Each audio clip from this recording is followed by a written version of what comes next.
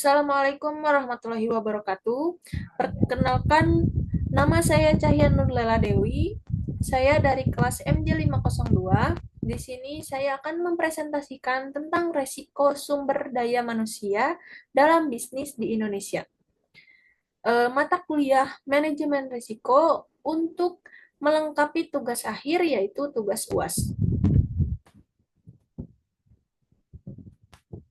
Nah, di sini saya mengambil kasus yang beberapa tahun ke belakang itu viral atau booming di beberapa stasiun televisi dan beberapa berita acara, yaitu skandal yang dilakukan oleh PT Astra Daihatsu Motor yang ada di Jepang.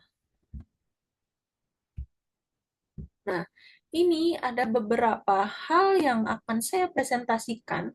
Yang pertama, ada penjelasan singkat tentang kasus skandal yang dilakukan oleh PT Astra Daihatsu Motor. Dan yang kedua, ada dampak bagi bisnis atau perusahaan di Indonesia. Yang ketiga, ada identifikasi masalah. Dan yang terakhir, ada mitigasi yang dilakukan oleh PT Astra Daihatsu Motor. Nah, ini ada penjelasan singkat tentang kasus skandal yang dilakukan oleh PT Astra Daihatsu Motor yang ada di Jepang.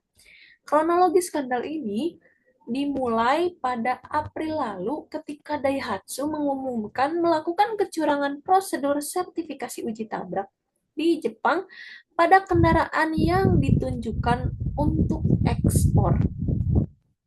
Setelah itu, pada 15 Mei, Daihatsu membentuk komite independen dari pihak ketiga berisikan orang-orang yang tak punya kepemilikan pada perusahaan untuk menginvestigasi menyeluruh tentang kasus ini. Nah, pada tanggal 28 April 2023, Daihatsu mengakui telah melakukan kecurangan pada uji tabrak samping kendaraan yang dikembangkan untuk pasar ekspor. Lanjut, pada tanggal 19 Mei 2023, Daihatsu membuat pengumuman lagi melakukan kecurangan pada proses sertifikasi uji tabrak samping menggunakan tiang pada Daihatsu Roxy dan Toyota Rise.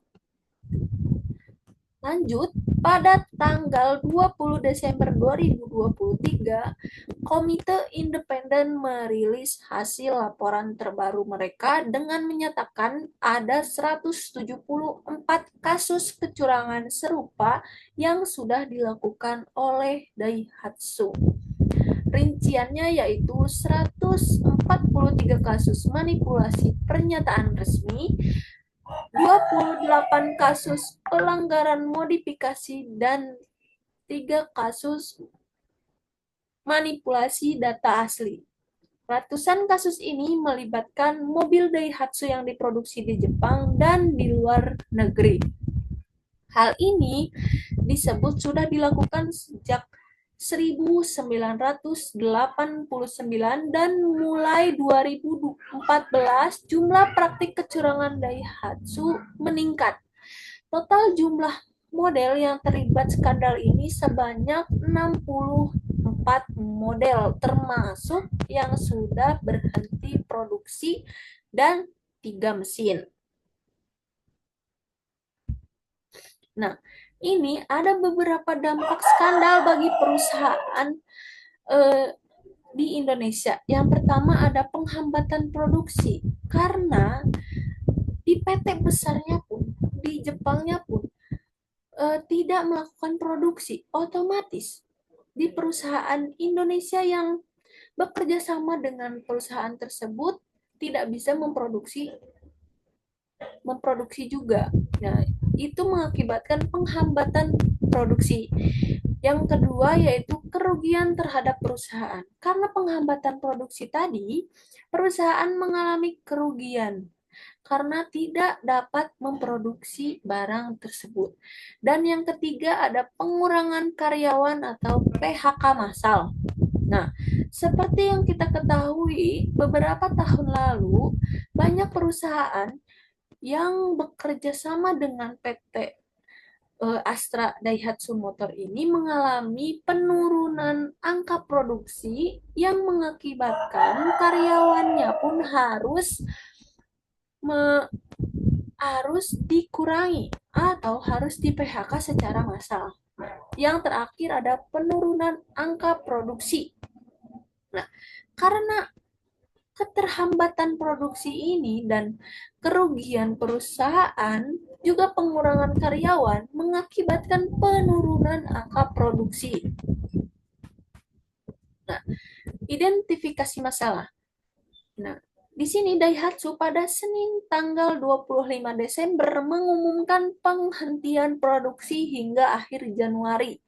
The Guardian memberitakan, masalah dengan uji coba yang dipalsukan pertama kali terungkap pada bulan April ketika perusahaan mengakui bahwa mereka telah memanipulasi data pada 4 model yang diproduksi di Thailand dan Malaysia pada tahun 2022 hingga tahun 2023. Sejak saat itu, perusahaan mengakui bahwa masalah serupa telah terjadi di hampir seluruh proses produksinya. Dengan investigasi internal yang menemukan data yang dipalsukan sejak tahun 1989 dan perusahaan pun mengalami kerugian hingga 100 miliar yen atau jika dirupiahkan sekitar 10,7 triliun rupiah. Nah, skandal yang mengakibatkan PT Astra Daihatsu Motor bisa berdampak besar pada reputasi perusahaan. Jika ada masalah serius terkait kualitas produk atau pelanggaran regulasi, konsumen bisa kehilangan kepercayaan, yang tentu saja mempengaruhi penjualan. Pemerintah juga mungkin akan turun tangan untuk memastikan perusahaan tetap mematuhi aturan. Jika skandal ini melibatkan kelalaian atau manipulasi, citra perusahaan bisa rusak, baik di Indonesia maupun di pasar global.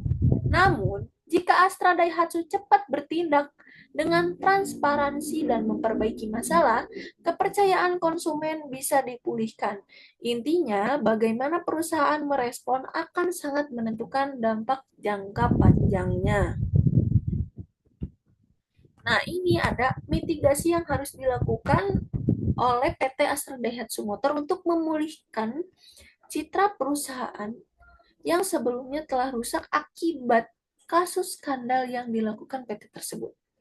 Yang pertama ada transparansi atau mengkomunikasikan masalah dan langkah perbaikan secara terbuka kepada publik. Yang kedua ada penyelidikan internal atau melakukan audit untuk mengidentifikasi dan mengatasi penyebab skandal. Dan yang ketiga ada penarikan produk. Nah, penarikan produk ini jika perlu menarik produk yang bermasalah dan menggantinya. Dan yang keempat ada peningkatan kualitas, memperbaiki proses produksi dan kontrol kualitas. Dan yang terakhir ada pelatihan dan kepatuhan. Nah, ini untuk meningkatkan pelatihan bagi karyawan dan pemasok untuk memastikan standar etika dan kualitas. Nah, materi yang saya ambil itu dari CNN Indonesia dan ini adalah linknya. Mungkin cukup sekian presentasi yang bisa saya sampaikan. Mohon maaf apabila ada kesalahan dalam penyajian materi ataupun cara penyampaian karena saya masih dalam tahap pembelajaran. Sekian dari saya. Wassalamualaikum warahmatullahi wabarakatuh.